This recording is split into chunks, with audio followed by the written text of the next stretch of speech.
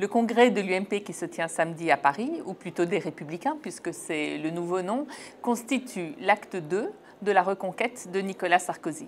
L'acte 1, c'était, rappelez-vous, fin novembre, lorsque Nicolas Sarkozy se fait élire président de l'UMP. Le score est un peu décevant, il fait 60% face à Bruno Le Maire. La campagne a été mouvementée, le président a été très critiqué.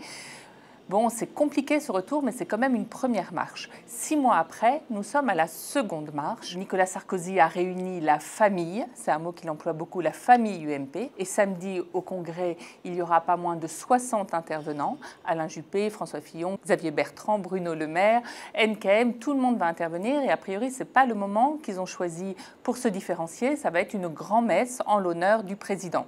Parce que de fait, depuis ces 6 mois, dans sa posture de rassembleur, Nicolas Sarkozy, eh bien, il a dit oui à tout.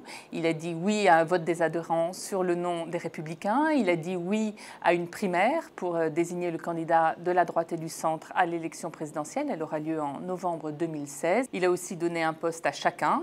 Et entre-temps, des élections ont été gagnées. Ce sont les élections départementales. Bref, en 6 mois, il a tourné la page.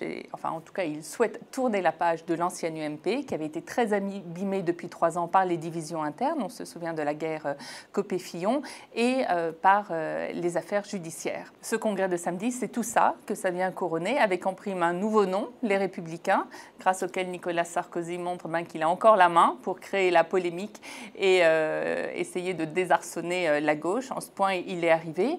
En 6 mois, on est passé, ça c'est Brice Hortefeux qui le dit, d'un scepticisme quant à la candidature de Nicolas Sarkozy à une acceptation. C'est comme si c'était installé en fait dans le fauteuil du candidat naturel de la droite, et c'est vrai que ce ne sera pas facile de l'y déloger. Cela dit, maintenant que les bases sont reconstruites, l'essentiel reste à faire. Il faut que Nicolas Sarkozy construise un projet. On l'a vu au moment du collège, l'UMP était très critique contre la réforme du gouvernement, mais très court en proposition.